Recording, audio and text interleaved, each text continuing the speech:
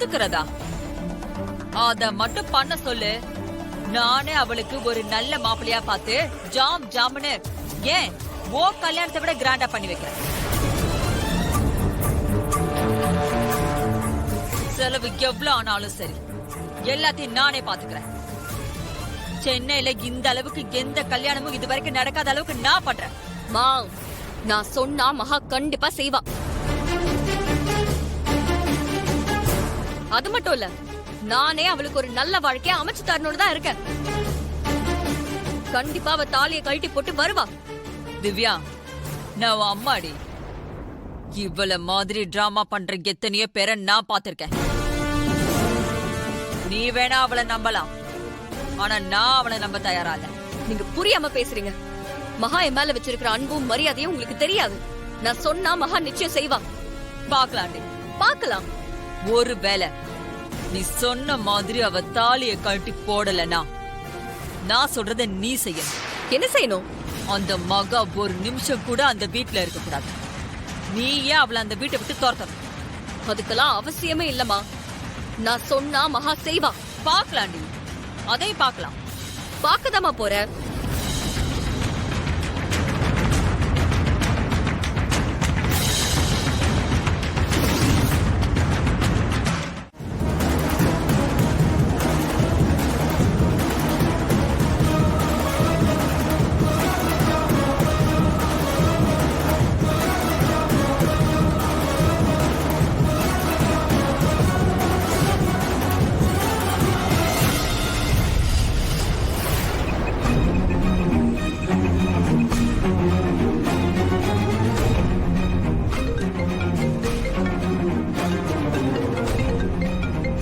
இப்பதான் பிரச்சனை முடிஞ்சது, அதுக்குள்ள திவ்யா வேற கால் பண்றா. என்னன்னு தெரியலையே. திவ்யா சொல்லு. திருவான்மையூர் பக்கத்துல ஒரு அம்மன் கோவில் இருக்குல்ல, அங்க உடனே கிளம்பி வந்துரு. என்ன திவ்யா, ஃபோன் பண்ணி திடீர்னு கோயிலுக்கு வாங்குற? நான் ஆபீஸ் போயிட்டு இருக்கேன், எனக்கு கொஞ்சம் வேலை இருக்கு. உன்னோட வேலையெல்லாம் அப்புறமா பாத்துக்கலாம். இது ரொம்ப இம்பார்ட்டன்டான விஷயம். அப்படி என்ன விஷயம்? நீயும் தானே பார்த்த மகாவ லைஃப்ல நடந்த விஷயத்தெல்லாம் சொன்னா. ஆமா. அவளை அப்படியே விட்டுற முடியுமா? நீ சொல்றது எனக்கு புரியல. அதெல்லாம் போன்ல சொல்ல முடியாது. நான் சொன்ன கோவிலுக்கு உடனே கிளம்பி வா. நான் உனக்காக அங்க வெயிட் பண்றேன்.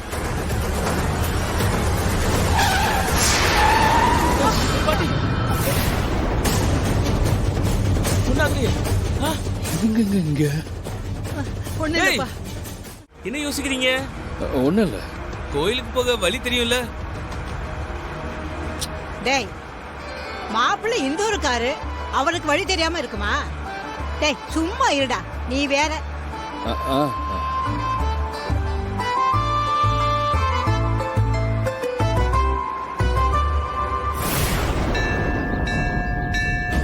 இன்னும் அவங்க ரெண்டு பேரும் வரல போல.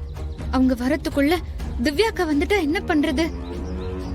திவ்யாக்கா நான் அவங்க கிட்ட எதையும் மறைக்கிறேன்னு சொல்லி என் மேல ஏற்கனவே கோவமா இருந்தாங்க. அவரை பத்தி மட்டும் சொல்லாம மத்த எல்லா விஷயத்தையும் சொல்லி எப்படியோ அவங்கள சமாளிச்சேன்.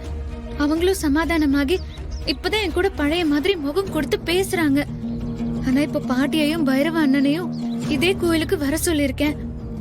இப்ப மட்டும் திவ்யாக்காக்கு உண்மை தெரிஞ்சது, அவ்வளவுதான்.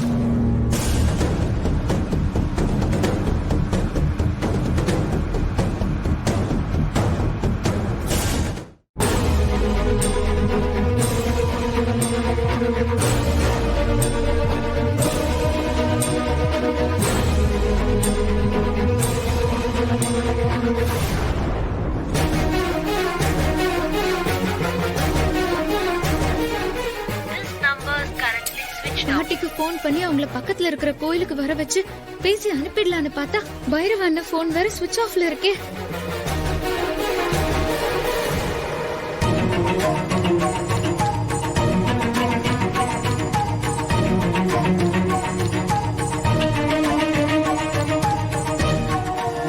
தாயே, எதுவும் பிரச்சனை ஆகாம நீதான் பாத்துக்கணும். என்னால திவ்யாக்காக்கும் அவருக்கும் எந்த சிக்கலும் வந்துடக்கூடாது. நான் மனசுல நினைச்சுக்கிட்ட மாதிரி பரிகார பூஜை முடிஞ்சதுமே நான் கிளம்பிடுவேன். அது வரைக்கும் எப்படியாவது சமாளிச்சாகணும் சாமி.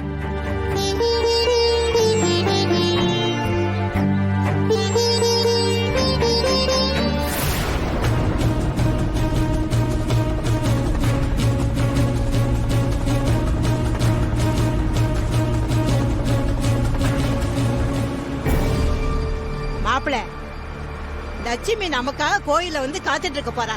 ஒரு போன் பண்ணி வந்துட்டு இருக்கோன்னு சொல்லுங்களேன். ஆ,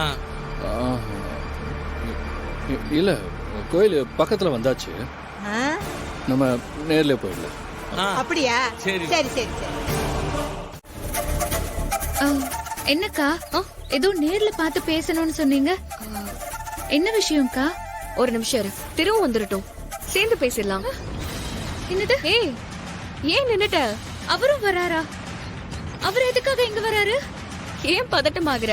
கூல் மகா. ஐயோ, அக்காக்கு என் நிலைமை புரியல. இப்போ பாட்டியும் பைரவானனும் இங்க வந்துட்டு இருக்காங்க. இதுல அவர் வேற வந்து இவங்களும் இங்கே இருந்தா எல்லாரும் ஒருத்தர் ஒருத்தர் பாத்துக்கிட்டாங்கன்னா போச்சு, அவ்வளவுதான். என்ன யோசிக்கிற?